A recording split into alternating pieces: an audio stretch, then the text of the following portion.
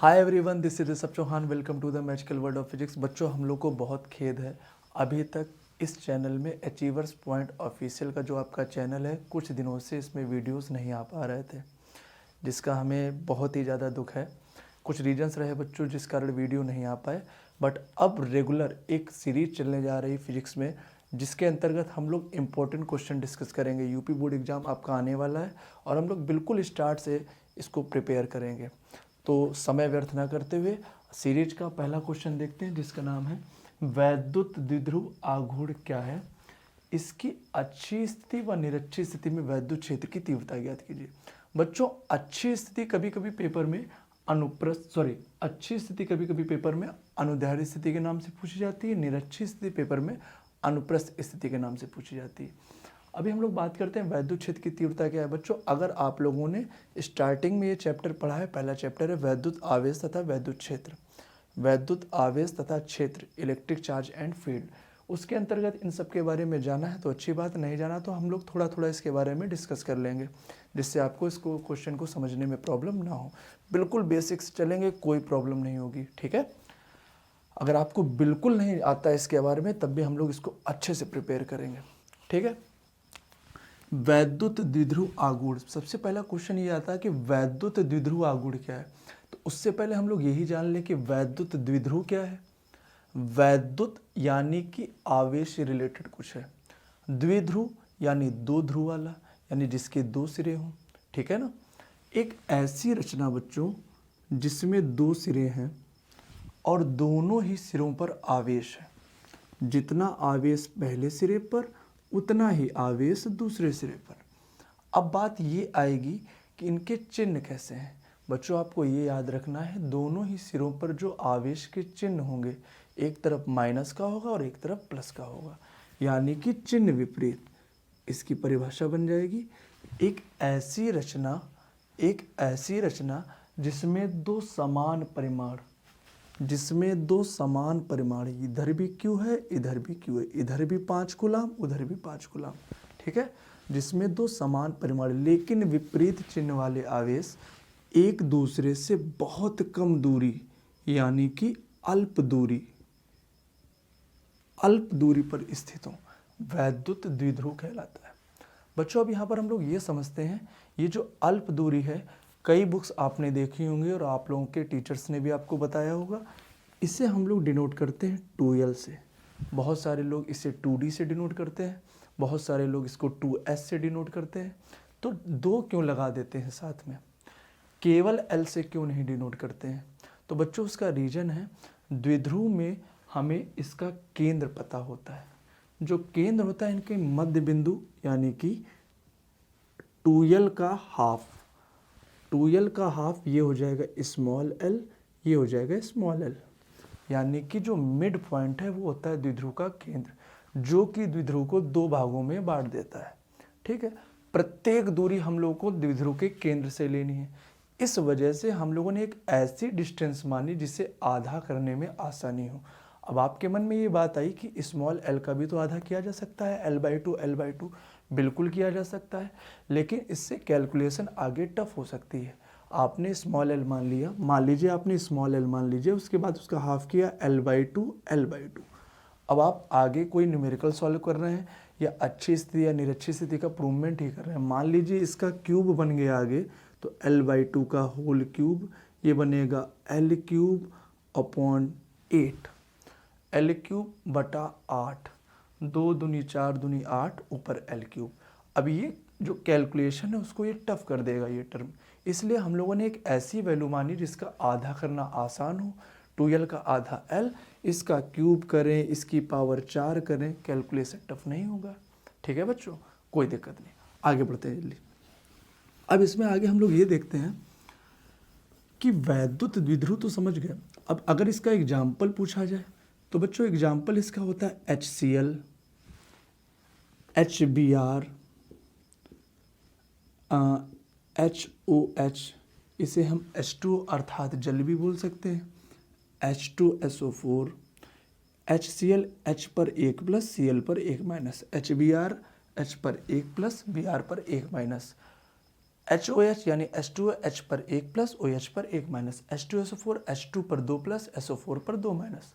तो ये सारे एग्जाम्पल हैं बच्चों, एग्जाम्पल भी पूछे गए हैं वैद्युत द्विध्रुव की। हम लोग को लेकिन डिस्कस करना वैद्युत द्विध्रुव आघूर्ण के बारे में। जल्दी से समझते हैं वैद्युत द्विध्रुव आघूर्ण क्या है। बच्चों ये देखिए, वैद्युत द्विध्रुव की रचना दो आवेश मिलकर कर रहे थे। एक है माइनस क्यू, दूसरा है प्लस क्यू, और इनके बीच की दूरी है 2L। ये हो गया वैद्युत द्विध्रुव। अब बात ये करते हैं आघूर्ण क्या है। तो दोनों आवेशों में से किसी भी एक आवेश का परिमाण अगर देख लिया जाए, परिमाण का मतलब संख्यात्मक मान होता है। तो अगर इसके संख्यात्मक मान की बात की जाए तो माइनस क्यू में से माइनस हटा दें तब भी क्यू, प्लस क्यू में से प्लस हटा दें तब भी क्यू। इसका कहने का मतलब ये है कि परिमाण तो दोनों में से किसी के भी लिए जा सकते हैं, वही आएगा। तो दोनों आवेशों में से किसी भी एक आवेश का परिमाण अगर लिया जाए तो वो बन गया बच्चों क्यू। वैद्युत द्विध्रुव की रचना करने वाले आवेशों में से, वैद्युत द्विध्रुव की रचना करने वाले आवेशों में से किसी एक आवेश का परिमाण ये हो गया क्यू, तथा उनके बीच की अल्प दूरी हो गई 2L। इनका जो गुणनफल होता है उसी को हम बोलते हैं वैद्युत द्विध्रुव आघूर्ण। ये एक प्रकार की सामर्थ्य होती है, ठीक है, जिसे हम पावर भी बोल सकते हैं। इसको हम लोग डिनोट करते हैं P से। P = Q × 2L। अब बात आती है कैसी राशि है, तो बच्चों ये एक सदिश राशि है। अगर सदिश राशि है, अगर ये वेक्टर क्वांटिटी है तो 100% इसके पास दिशा होगी। तो बात की जाए अगर इसकी दिशा की, तो इसकी दिशा होती है -Q से +Q। अगर यहाँ पर हमने कह दिया इस पॉइंट का नाम A, इस पॉइंट का नाम B, और यहाँ पर डायरेक्शन पूछें तो ये डायरेक्शन हो जाएगा A से B की ओर, A से B की ओर, -Q से +Q की ओर, ठीक है। अब बात यहाँ पर ये आती है कि द्विध्रुव से रिलेटेड कुछ बातें होती हैं जो महत्वपूर्ण बातें हैं, वैद्युत द्विध्रुव से रिलेटेड कुछ बातें। पहली बात ये कि जो वैद्युत द्विध्रुव होता है, पहली बात ये कि जो वैद्युत द्विध्रुव होता है उसका मिड पॉइंट, उसका मध्य बिंदु वैद्युत द्विध्रुव का केंद्र कहलाता है, जो कि द्विध्रुव को दो समान भागों में बांटता है। यहाँ मिड पॉइंट हो गया O, इसने इसको बांट दिया स्मॉल l और स्मॉल l में, ठीक है, बहुत अच्छी बात है। अब बात दूसरी आती है कि द्विध्रुव की अक्ष क्या होती है। बच्चों हम लोगों को इसकी अच्छी, वैद्युत द्विध्रुव की अच्छी और निरक्षी स्थिति में तीव्रता निकालनी है। अक्ष क्या होती है, द्विध्रुव में जो दोनों आवेश हैं -Q और +Q, -Q और +Q को मिलाने वाली रेखा वैद्युत द्विध्रुव की अक्ष कहलाती है। इन आवेशों को अगर आप मिलाएंगे तो ये रेखा राइट साइड भी जा सकती है, लेफ्ट साइड भी जा सकती है। तो ये जो पूरी रेखा होगी ये पूरी अक्ष हो जाएगी, ठीक है। तो बच्चों अगर बात की जाए इस रेखा पर जो पॉइंट होगा वो कैसी स्थिति में होगा। अक्ष पर स्थित बिंदु अच्छी स्थिति में, निरक्ष पर स्थित बिंदु निरक्षी स्थिति में। अब ये निरक्ष क्या होती है उसके बारे में भी हम आगे चर्चा करेंगे। फिलहाल आपको ये तो कंफर्म हो गया कि अक्ष क्या है, -Q और +Q को मिलाने वाली रेखा द्विध्रुव की अक्ष कहलाती है। अक्ष पर कोई भी बिंदु अच्छी स्थिति में होगा। अब बात करते हैं द्विध्रुव की निरक्ष के बारे में। तीसरी बात, पहली बात द्विध्रुव का मध्य बिंदु केंद्र, दूसरी बात द्विध्रुव के -Q और +Q को मिलाने वाली रेखा द्विध्रुव की अक्ष, तीसरी बात द्विध्रुव का लंबार्धक रेखा, द्विध्रुव का लंबार्धक करने वाली रेखा यानी द्विध्रुव का जो समद्विभाजन करती है। समद्विभाजन का मतलब द्विध्रुव को दो समान भागों में बांटने वाली रेखा। यहाँ पर अगर एक रेखा खींच दी जाए जो कि द्विध्रुव को दो समान भागों में बांट दे, ये कहलाएगी द्विध्रुव की निरक्ष। निरक्ष पर अगर कोई भी पॉइंट होगा तो ये होगा निरक्षी स्थिति में। अक्ष पर कोई भी पॉइंट अच्छी स्थिति में, निरक्ष पर कोई भी पॉइंट निरक्षी स्थिति में। अब बात फिर से मन में ये आ गई कि अच्छी स्थिति निरक्षी स्थिति तो ठीक है, अगर कोई पॉइंट दोनों से कहीं बाहर है तो वहाँ पर तीव्रता क्या होगी बच्चों, उसके लिए भी तीव्रता निकालने का एक फार्मूला होता है। इसे हम बोलते हैं व्यापक स्थिति या किसी भी स्थिति में। इसके लिए फार्मूला होता है E = 1/4πε0 के P/r³ रूट के अंदर 1+3 cos square theta, 1+3 cos square theta. ये जो फार्मूला है ये व्यापक स्थिति का है, अर्थात बिंदु अच्छी निरक्षी से बाहर कहीं भी स्थित हो, अच्छी स्थिति और निरक्षी स्थिति से बाहर कहीं भी स्थित हो, उसके लिए ये फार्मूला होता है। बच्चों ये जो है फार्मूला ये एग्ज़ाम में पूछा नहीं जाता, बहुत कम एग्ज़ाम में इसको पूछा गया है या फिर पूछा ही नहीं गया है, इसलिए हम लोग केवल अच्छी स्थिति और निरक्षी स्थिति के बारे में डिस्कस करेंगे। हालांकि इसी फार्मूले से अच्छी स्थिति और निरक्षी स्थिति का फार्मूला प्राप्त हुआ है। देख लीजिए, चाहे अगर हम द्विध्रुव की अच्छी स्थिति की बात करें तो ये जो अक्ष है वो द्विध्रुव से 0 डिग्री पर है, यानी इसी अक्ष पर ही तो द्विध्रुव स्थित है, जबकि निरक्ष जो है वो द्विध्रुव से 90 डिग्री के एंगल पर है। निरक्ष 90 एंगल पर है जबकि अक्ष 0 डिग्री पर है। तो अगर बच्चों हम बात करें अच्छी स्थिति की तो थीटा की जगह हमें 0 रखना होगा। अगर हम बात करें निरक्षी स्थिति की तो बच्चों थीटा की जगह हमें 90 रखना होगा। चलिए देख लेते हैं, 1/4 पाई एप्सिलॉन नॉट के P/r³ रूट के अंदर 1+3 कॉस स्क्वायर, थीटा की जगह 0, कॉस 0 की वैल्यू होती है 1। अगर 1 का इंटू कराएंगे 3 में तो 3 ही आएगा, 3 1 4 और 4 का रूट बन जाएगा 2, तो कुल मिला के आ जाएगा 2P/r³, 2P/r³। अब बात करें अगर निरक्षी स्थिति की तो बच्चों 1/4 पाई एप्सिलॉन नॉट के इस फार्मूले में थीटा की जगह 90 रखेंगे, कॉस 90 का मान 0, ये पूरा 0 हो जाएगा। 1 का रूट 1 ही होता है, तो ये कुल मिलाकर बचेगा P/r³। हम लोग को फार्मूले में यही लाना है, यही सिद्ध करना है। अच्छी स्थिति का फार्मूला ये आएगा, निरक्षी स्थिति का फार्मूला ये आएगा। चलिए जल्दी से स्टार्ट करते हैं। ये फार्मूला कैसे आएगा, इसको समझने से पहले हम लोग को समझना है वैद्युत क्षेत्र की तीव्रता क्या होता है। बच्चों जिस तरह से चुंबकीय बल रेखाएं मिलकर चुंबकीय क्षेत्र बनाती हैं, गुरुत्वीय बल रेखाएं मिलकर गुरुत्वीय क्षेत्र बनाती है, उसी प्रकार से वैद्युत बल रेखाएं मिलकर वैद्युत क्षेत्र बनाती हैं। वैद्युत बल रेखाओं के बारे में आपको पता है, ये धनावेश से निकलकर ऋणावेश पर समाप्त हो जाती हैं, प्लस से निकलती है माइनस पर खत्म हो जाती हैं।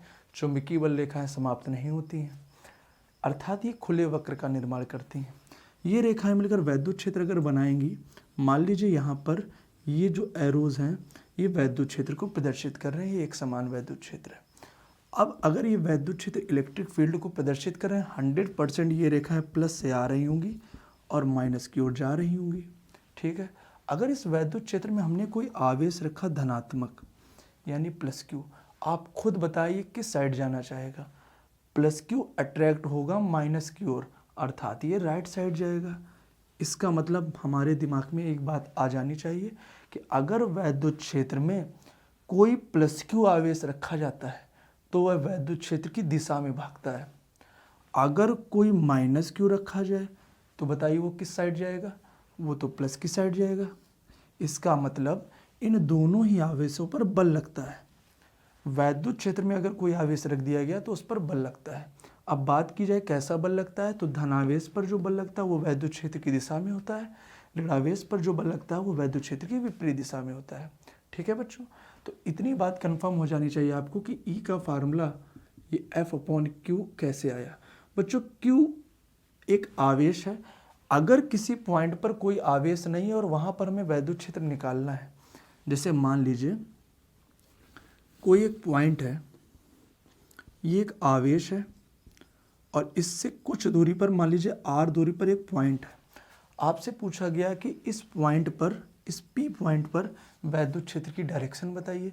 जिस पॉइंट पर वैद्युत क्षेत्र की डायरेक्शन बतानी हो या आपसे पूछी जाए तो वहाँ पर एक प्लस Q0 मान लीजिए, प्लस Q0 का मतलब एक ऐसा आवेश, यानी जिसे हम परीक्षण आवेश बोलते हैं, टेस्ट चार्ज बोलते हैं, एक ऐसा आवेश जिसका अस्तित्व ही नहीं है, जिसकी कल्पना की गई है, जो है ही नहीं, यानी नॉट, तभी Q के सफिक्स में नॉट लगा दिया हमने। तो प्लस Q0 यहाँ रखा और ये जिधर भागेगा वही वैद्युत क्षेत्र की डायरेक्शन है। ये आवेश केवल अनुभव करेगा बल का। अब ये प्लस Q इसको खींचेगा या दूर करेगा, आपको पता है प्रतिकर्षित करेगा। तो इसी दिशा में प्रतिकर्षित कर देगा। ये हो गई वैद्युत क्षेत्र की दिशा। ठीक है बच्चों, अगर यहाँ प्लस क्यू की जगह होता माइनस क्यू तो वैद्युत क्षेत्र की डायरेक्शन क्या होती? तो ये हो जाती डायरेक्शन। ठीक, तो वैद्युत क्षेत्र के लिए बच्चों फार्मूला होता है E बराबर 1/4 पाई एप्सिलॉन नॉट के, जो आवेश है और उससे जितनी दूरी पर वैद्युत क्षेत्र निकालना है उसका वर्ग r²। ये फार्मूला है, इसी फार्मूले का यूज होगा और हम लोग निकालेंगे क्या होता है। अच्छा, दो फार्मूले आपने सीखे, एक वैद्युत द्विध्रुव आघूर्ण का, वैद्युत द्विध्रुव आघूर्ण का फार्मूला क्या होता है, एक होता है P बराबर Q इंटू 2L।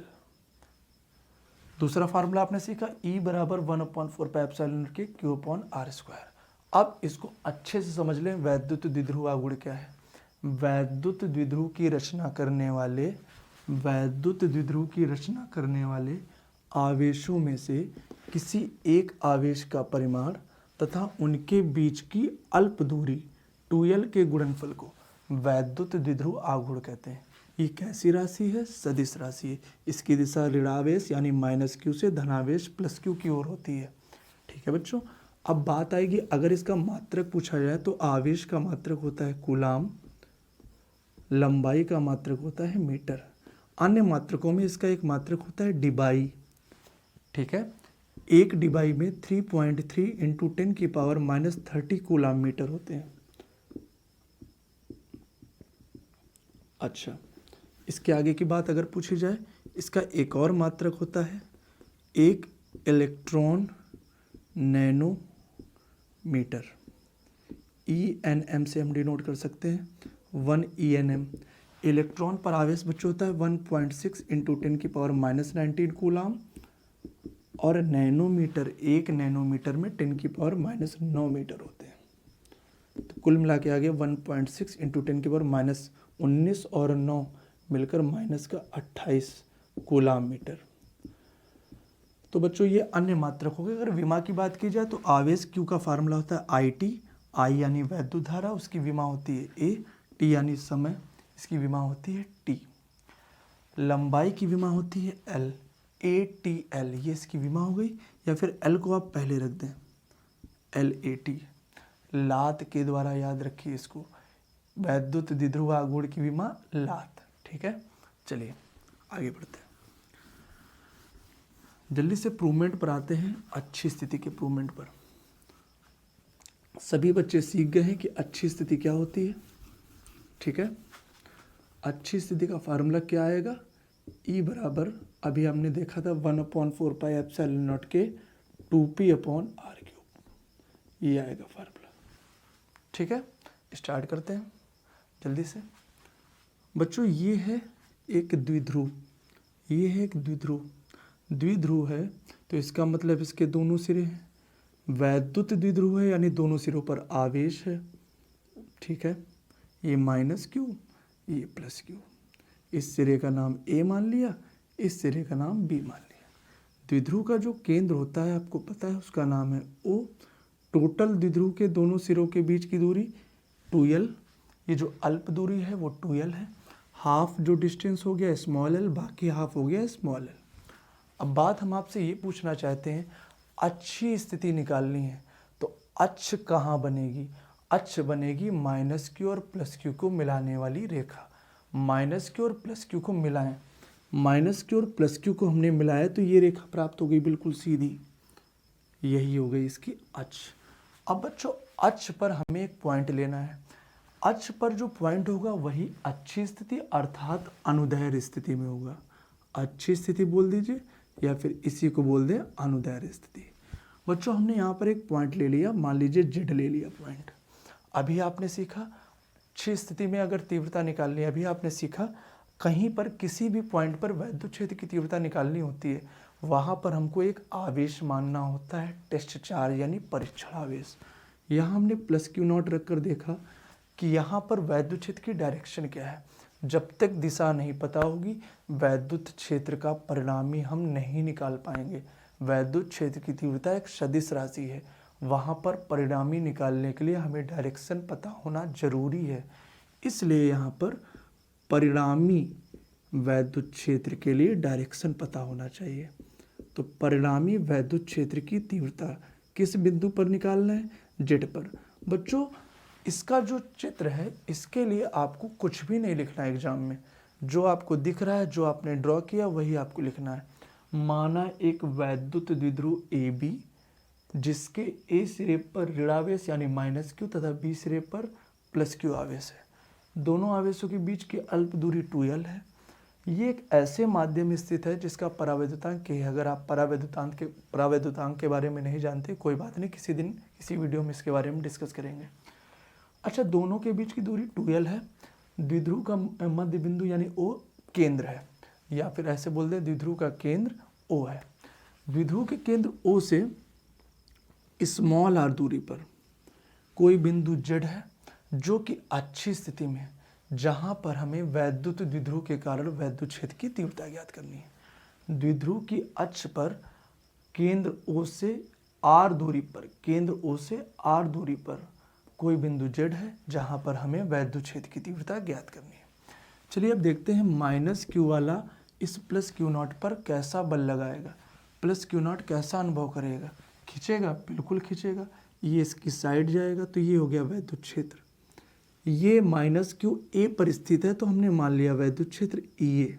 इसी प्रकार प्लस क्यू पर इस पर बल लगाएगा, ये प्लस क्यू उसको दूर करेगा, यानी धनावेश दूर जाएगा प्लस क्यू की वजह से। तो ये हो गया वैद्युत क्षेत्र राइट डायरेक्शन में। ये हो गया ई बी। अब एक हमने एरो बड़ा बनाया, एक छोटा बनाया। भाई डायरेक्शन शो कर रहा है ये, और आपने पढ़ा है सदिश विश्लेषण चैप्टर में, तीर की लंबाई परिमाण और नोक दिशा को बताती है। ये नोक डायरेक्शन बता रहा है और लंबाई परिमाण। अब आपके मन में आया कि इनको कैसे पता चला कि परिमाण इसका ज़्यादा है, वो आपको भी पता चल जाएगा। आप सभी को ई का फार्मूला तो पता ही है। तो ई का फार्मूला होता है 1/4 पाई एप्सिलॉन नॉट के क्यू अपॉन आर स्क्वायर। ई बराबर 1/4 पाई एप्सिलॉन नॉट के क्यू अपॉन आर स्क्वायर। दो बार क्यों लिख दिया? क्योंकि दो वैद्युत क्षेत्र हैं, एक माइनस क्यू के कारण, एक प्लस क्यू के कारण। माइनस क्यू के कारण जो वैद्युत क्षेत्र ई ए है, प्लस क्यू के कारण ई बी है। ठीक है बच्चों। अब ई ए और ई बी की बात की जाए तो देखो, आवेश यहाँ माइनस क्यू, यहाँ प्लस क्यू, चिन्ह यहाँ हम लेंगे नहीं, सदिश राशि है। अब दूरी की बात की जाए तो यहाँ माइनस क्यू के कारण जेड पर निकालना है, तो ये टोटल दूरी पता होनी चाहिए। बच्चों यहाँ से यहाँ तक की दूरी आपको दिखाई दे रही आर, कितना और चलें? Small L. तो ये टोटल दूरी हो जाएगी small R plus small L. ठीक है। अब प्लस क्यू से दूरी अगर पता करनी है तो प्लस क्यू से ये दूरी हो जाएगी। ये टोटल है स्मॉल आर, स्मॉल आर में से एल हटा दें, यानी एल को घटा दें, ये हो जाएगा स्मॉल आर माइनस एल। अगर ये बात किसी को नहीं समझ में आ रही तो कोई बात नहीं, आप ऐसे रटने वाले ऐसे ही रटें। प्लस क्यू नॉट से जिसकी दूरी ज़्यादा, द्विध्रुव आप ऐसे ही मानेंगे, पहले माइनस क्यू फिर प्लस क्यू। दूसरी तरह से भी मान सकते हैं, वो आपकी इच्छा। लेकिन अब आप ऐसे मान रहे हैं तो इसको ऐसे, प्लस क्यू से जो दूरी ज़्यादा वो R plus L, plus Q से जिसकी दूरी कम वो आर माइनस एल। ठीक है। अब ई ए वाला जो है, ए वाला प्लस क्यू से ज़्यादा दूरी पर है, कितनी दूरी पर है? टोटल आर प्लस एल, यानी यहाँ हो जाएगा आर प्लस एल का होल हाफ स्क्वायर। इसी प्रकार से ये दूरी R minus L, R minus L का होल हाफ स्क्वायर, ये दूरी आर माइनस एल, ये दूरी आर प्लस एल। यानी ई और ई बी का मान बाकी सब तो सेम है, दूरी पर डिपेंड कर रहा है। बच्चों अगर दूरी की बात करें तो ये जो दूरी है वो वैद्युत क्षेत्र के व्युत्क्रमानुपाती है। व्युत्क्रम का मतलब जस्ट अपोजिट, दूरी ज़्यादा वैद्युत क्षेत्र कम, दूरी कम वैद्युत क्षेत्र ज़्यादा।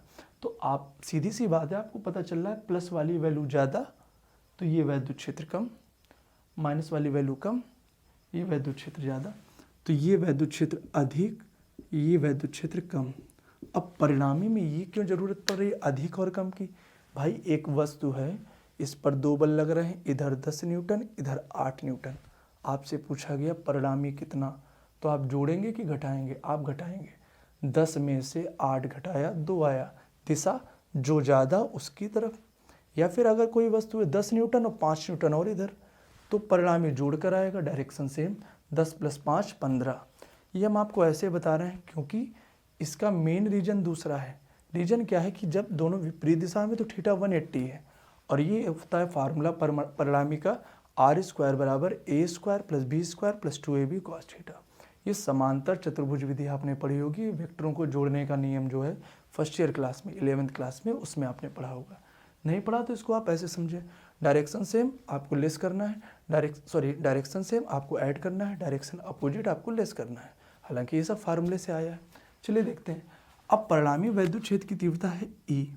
आपको ये पता चल गया अधिक कौन है, अधिक है EB, कम है EA, तो EB माइनस EA।